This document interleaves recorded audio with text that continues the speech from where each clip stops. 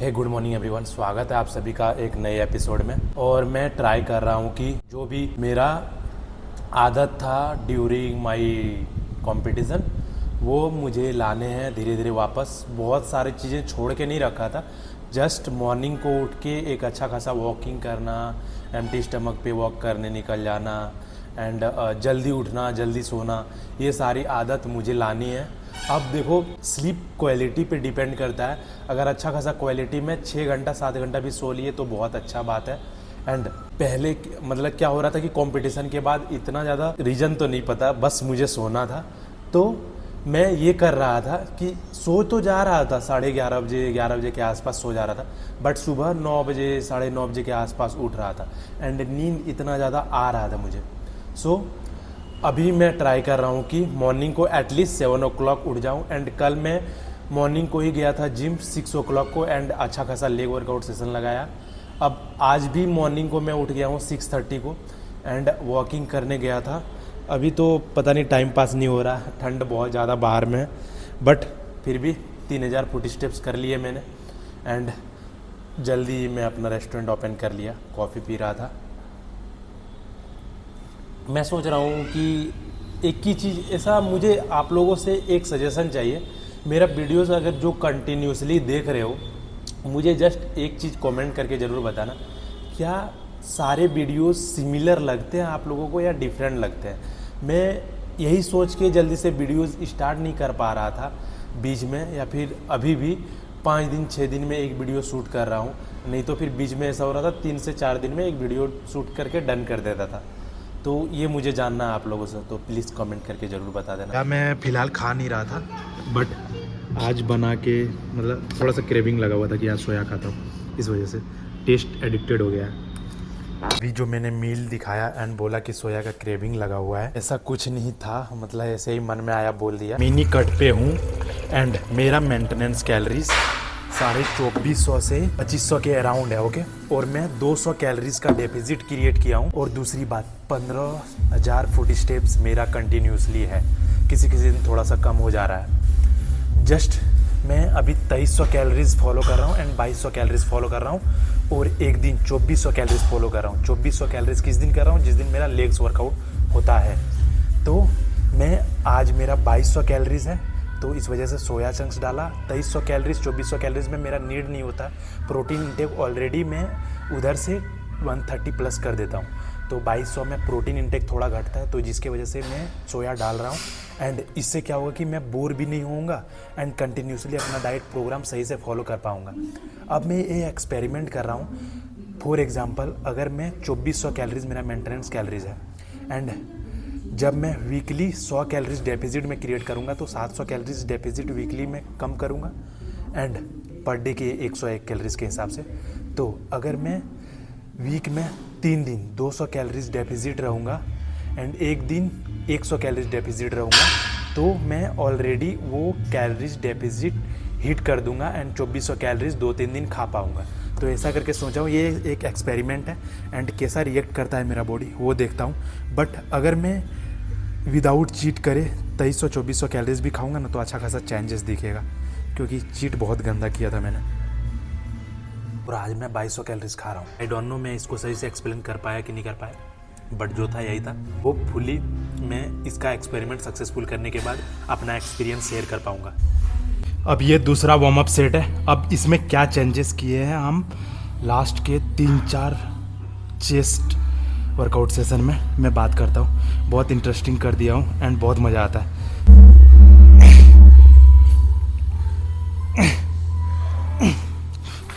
जब बात छेड़ी गया, तो मैं एक सजेशन देना चाहूँगा कि जब तुम कट स्टार्ट करो ना, तो अपना मेंटेनेंस कैलोरीज कभी भी 2300-2400 2500 के अराउंड रख के एंड कटिंग पे नहीं जाना। इससे क्या होगा कि धीरे धीरे करके कैलोरीज इतना कम हो जाएगा कि पता भी नहीं चलेगा कि खाना खा रहा हूँ कि नहीं खा रहा हूँ। तो इससे अच्छा अगर तुम प्लान कर रहे हो 2400-2500 अभी करंट टाइम में मेंटेनेंस कैलोरीज निकाल के रखे हुए हो, थोड़ा सा इंक्रीज़ करो। अब इंक्रीज़ कैसे करना है? वैसे तो मुझे लगता है कि रिजल्ट सेम ही मिलेगा।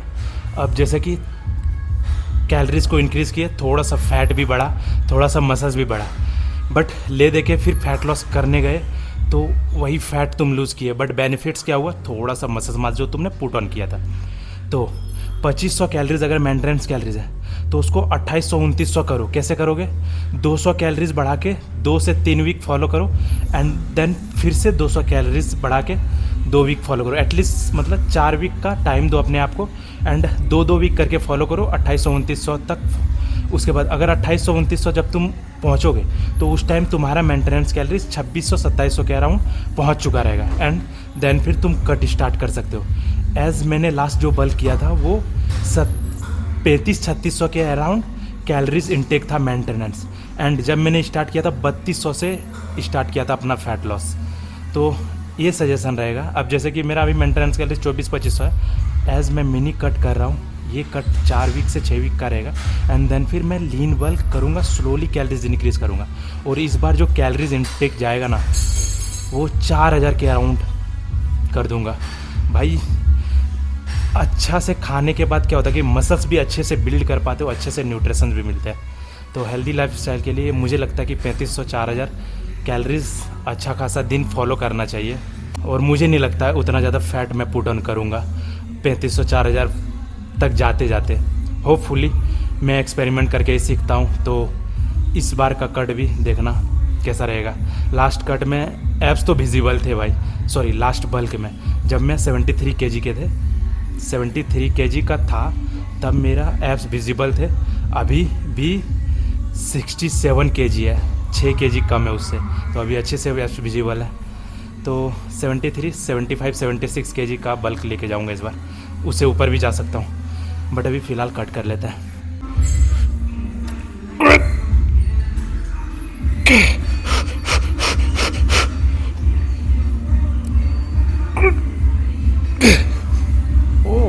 यहाँ पे 2 सेट लिया, इन टोटल 4 सेट हो गया। अब इसको इतना लो, बस लो इंक्लाइन, फ्लैट लो इंक्लाइन। ये 60 डिग्री है, ये 60 डिग्री है ना, नहीं ये 60 डिग्री है, ये 45, ये 30 डिग्री, हाँ 45 डिग्री पे। एंड देन फिर भाई मतलब ये बेंच लेता हूँ एंड पूरा वर्कआउट ही फिनिश कर देता हूँ। इट मीन्स इसमें से शोल्डर भी निकाल दूंगा, तो 2 सेट शोल्डर वो HP के भी मैं 2 सेट ही लेता हूँ, तो टोटल 8 सेट। इससे क्या होता है पता है कि एक चीज़ चुनता हूँ एंड फिर अपना वर्कआउट ऑलमोस्ट आधा फिनिश। अब कभी कभार क्या करता हूँ, स्मिथ मशीन में बारबल को चूज़ करता हूँ एंड उसमें भी सेम इसी तरह 6 सेट निकाल देता हूँ। इट मीन्स फ्लैट तो कम ही लेता हूँ, उसमें कम ही क्या लिया ही नहीं हूँ आज तक, मतलब लिया हूँ शुरू में लिया हूँ, 2 ईयर से नहीं किया हूँ उसमें फ्लैट में स्मिथ मशीन में। तो उसमें लो इंक्लाइन एंड हाई इंक्लाइन पे 3-3 सेट कर लेता हूँ एंड फिर OHP के 2 सेट। तो in total 8 set push movement है चेस्ट का, 8 सेट नहीं 6 सेट चेस्ट का push movement and 2 set OHP के, टोटल 8 सेट पुश मूवमेंट है। एंड उधर का हो गया 5 से 6 set fly and 3 set lateral raise. अब क्या करता हूँ मैं लेटरल रेसेस में कुछ चेंजेस किया हूँ, मतलब 3 सेट नहीं करता हूँ, कुछ ज़्यादा ही करता हूँ, क्योंकि वही बात है कि मैं रिकवर्ड फील कर पा रहा हूँ, तो या इतना वॉल्यूम को टॉलरेट कर पाता हूँ, कर सकता हूँ। यहाँ पे माइंडसेट का क्या इशू होता है पता है कि माइंडसेट अपना माइंडसेट इस तरह शिफ्ट कर दिया हूँ कि मुझे ऐसा लगता था कि भाई फुट स्टेप कंप्लीट करना है, चलो ट्रेडमिल पे, आज बहुत कम फुट स्टेप्स हैं। तो माइंड को इस प्रकार शिफ्ट कर दिया हूँ कि मैं अगर वर्कआउट परफॉर्म कर रहा हूँ तो माइंड को ऐसे लगता है कि कैलोरीज बर्न हो रहा है। ये मैं बताना नहीं पड़ता मुझे अपने माइंड को कि भाई इसमें भी कैलोरीज बर्न हो रहा है, वो ऑटोमेटिक जान जा रहा है कि इसमें भी कैलोरीज बर्न हो रहा है। तो मेरे को पुश नहीं करना होता है कि चलो ट्रेडमिल पे, बस मतलब ये खुशी से वर्कआउट परफॉर्म करता हूँ। नहीं तो पहले क्या करना होता था कि जल्दी में भाई जल्दी करो एंड अच्छे से वर्कआउट भी परफॉर्म करता था एंड ट्रेडमिल पे भी जाता था, बट ड्यूरिंग वर्कआउट एक अलग ही टेंशन रहता था माइंड में कि ट्रेडमिल पे जाना। बट अभी ऐसा कुछ नहीं है।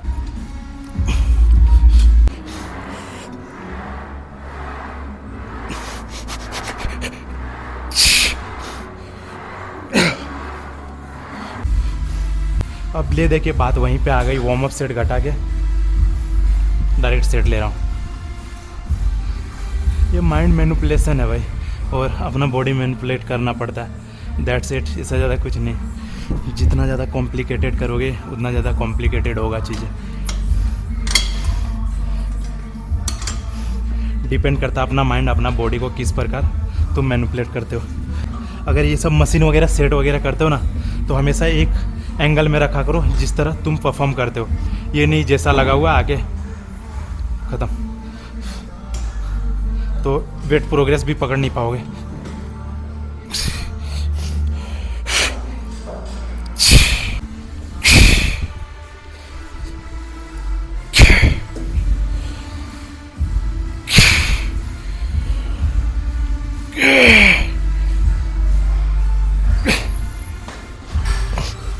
अब एक चीज़ कि जो लोग डाइट में से स्टक नहीं हो पाते हैं, अबे यार क्या हो गया बाल का,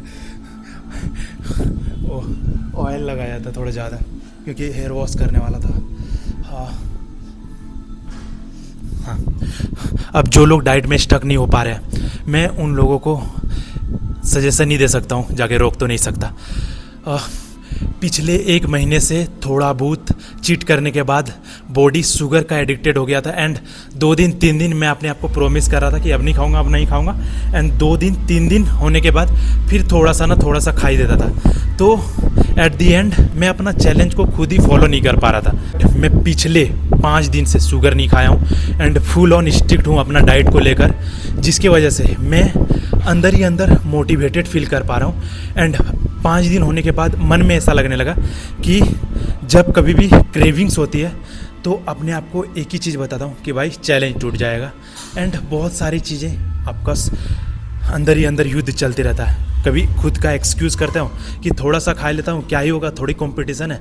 एंड फिर खुद से अपने आप को बोलता हूँ कि भाई मत खा। तो ये चीज़ें काफ़ी लोग रिलेट कर पाते होंगे।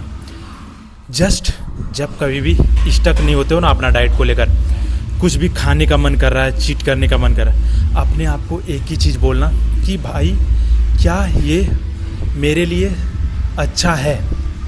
ऑफकोर्स चीट करोगे तो वो अच्छा है ही नहीं आपके लिए, बट अपने आप को क्या पूछना पता है कि ये खाने के बाद क्या मैं हैप्पी रहूँगा, नहीं रहूँगा। वो 5 मिनट का खुशी आपको अगले 2 दिन तक फुल ऑन डिमोटिवेटेड फील कराएगा कि मेरे से नहीं होगा, मैं चीट कर ही देता हूँ, मैं चीट ही कर देता हूँ। तो अपने आप को एक ही क्वेश्चन करना, सिर्फ एक, कि भाई अगर खाऊंगा तो मैं क्या खाने के बाद हैप्पी रहूँगा। देखना जवाब क्या मिलेगा। सिर्फ ये 4-5 मिनट का खुशी आपको अगले 2 दिन तक डिमोटिवेट रखेगा। अब मैं ये क्यों बोल रहा हूँ, क्योंकि ये सेम क्वेश्चन अपने आप से करके मैं पिछले 5 दिन में 3 से 4 बार अपने आप को बचा पाया हूँ चीट करने से।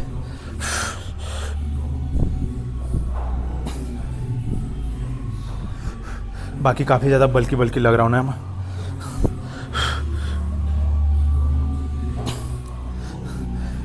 पंप की वजह से लग रहा है। कौन नेचुरल बोल रहा है भाई? हाँ, कोई बोल रहा है क्या नेचुरल मुझे?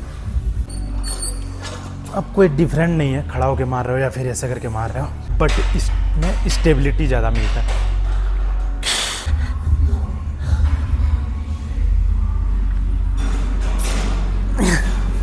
अब सामने में कोई कंपटीशन नहीं है, इसका मतलब ये नहीं है कि ऐसे ही कट कर रहा हूँ, ट्राई कर रहा हूँ एंड चीट कर लेता हूँ, क्या ही फ़र्क पड़ता है। बट वो एक चीट से तुम्हारा बॉडी में कोई खास इफ़ेक्ट नहीं करेगा, बट उस एक चीट से तुम अपना 1 सप्ताह का मेहनत वेस्ट कर सकते हो।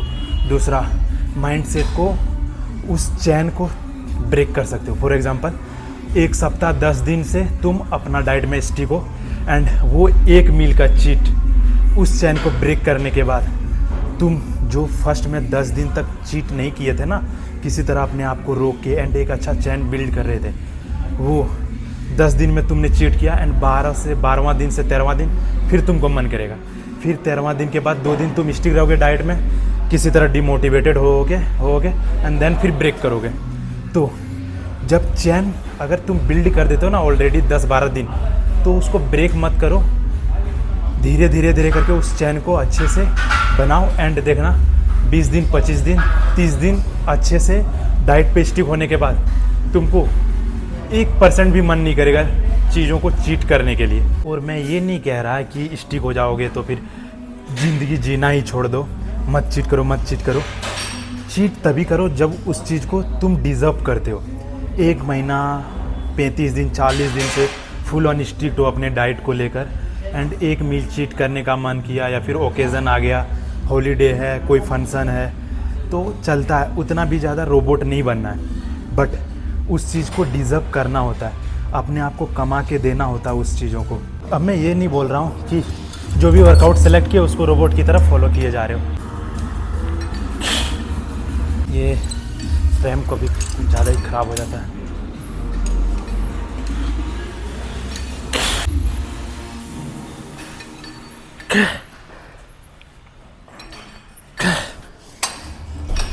हाँ, तो मैं क्या बोल रहा था कि मैं ये नहीं बोल रहा कि जो भी वर्कआउट सेलेक्ट करते हो उसको रोबोट की तरफ फॉलो करते जाओ।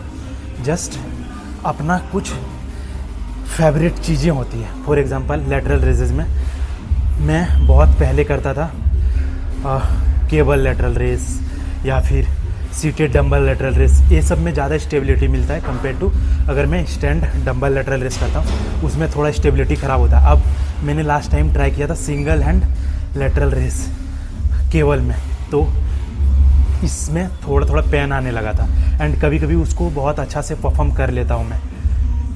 कभी कभी ये होता है कि तुमको जो वर्कआउट अच्छा लगता है ना, उसमें भी कुछ कुछ अनबैलेंस होने लगता है। तो ये नहीं है कि जो तुम्हारा वर्कआउट शेड्यूल में उसी को ब्लाइंडली फॉलो करते जा रहे हो। कभी कभी ऐसा भी लगता है तुम्हें क्या ही बोरिंग वर्कआउट परफॉर्म कर रहा हूँ, तो उस टाइम क्या डिसीजन ले सकते हो। For example flat chest press में से मेरा फेवरेट है dumbbell flat dumbbell chest flat dumbbell press, okay. But कभी मुझे मन करे बारबल में फ्लैट प्रेस लेने का या फिर स्मिथ मशीन में, मतलब कभी कभी मन से ऐसे निकलता है कि भाई आज ये वर्कआउट नहीं, ये वर्कआउट करते हैं। तो मैं जो आज परफॉर्म किया उसको पिछले 2 वर्कआउट सेशन से मैं परफॉर्म कर रहा हूँ ना, अच्छा लग रहा है। मुझे नहीं लगता और 2-3-4 वर्कआउट सेशन लेते लेते मैं कुछ ना कुछ चेंजेस कर ही दूंगा। तो वर्कआउट देखो, कोई भी जो भी बताता तुम्हें कि ये वर्कआउट मैं परफॉर्म करता हूँ, उसका भी हर एक 3-4-5 वर्कआउट सेशन के बाद कुछ ना कुछ चेंज हो ही जाता है या फिर कर ही देता है। क्योंकि वर्कआउट को एंजॉय करना होता है, ना कि रोबोट की तरह आके परफॉर्म करना होता है। एंजॉय करके वर्कआउट परफॉर्म करोगे तो ज़्यादा लॉन्ग टर्म के लिए लेके जा सकते हो, लॉन्ग टाइम तक लेके जा सकते हो। वर्ड में भूल जा रहा हूँ कभी कभी क्या बोलना चाह रहा हूँ। और तो और मैं ये केवल लेटरल रेस आफ्टर 2-3 महीना के बाद ही परफॉर्म किए हैं। तो यही है कि इंस्टेंट डिसीजन कभी कभार ले सकते हो, बट वही है कि बेसिक्स चेंज नहीं करना। अब आए वो चेस्ट मारने, शोल्डर मार के चले गए, सिर्फ चेस्ट भी तो मारना है। तो ऐसा कौन ही करता है, ये मैं क्यों बोल दिया। मैं आज पागल हो गया हूँ, कुछ भी बके जा रहा हूँ बस कैमरा खोल के। अब वो 3 सेट या फिर मैं डंबल से ऐसे भी ले रहा हूँ डबल एंड, फिर भी मैं ये 2 सेट सिंगल हेड परफॉर्म कर ही रहा हूँ।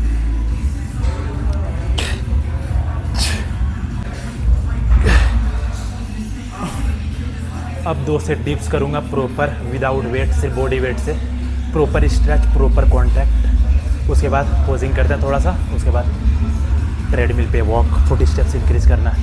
हाँ, अब बात आया मेरा बेसिक्स बोलने का मतलब ये है कि कुछ वर्कआउट तुम्हारे बेसिक में ऐड रहते हैं। फॉर एग्जांपल कि मैं कितनों ज़्यादा वर्कआउट से बोर हो जाऊँ, बट मैं dumbbell flat bench press, dumbbell incline bench press, ये मेरा बेसिक वर्कआउट है। एंड मैं कितना भी बोर हो जाऊँ, बट इन सारे वर्कआउट से मैं बोर नहीं होता, क्योंकि ये फेवरेट लिस्ट में है एंड इसको मैं कभी भी भूल नहीं सकता। तो मैं 1-2 वर्कआउट सेशन दूसरा जाके कर सकता हूँ, but max of the workout session मैं डंबल से ही परफॉर्म करता हूँ, क्योंकि उसमें बहुत ही अच्छा से माइंड मसल्स कनेक्शन बना पाता हूँ। तो मैं ये बोलना चाहता था कि बेसिक यही सारी चीज़ें सेलेक्ट करके रखो एंड बेसिक वर्कआउट परफॉर्म करो।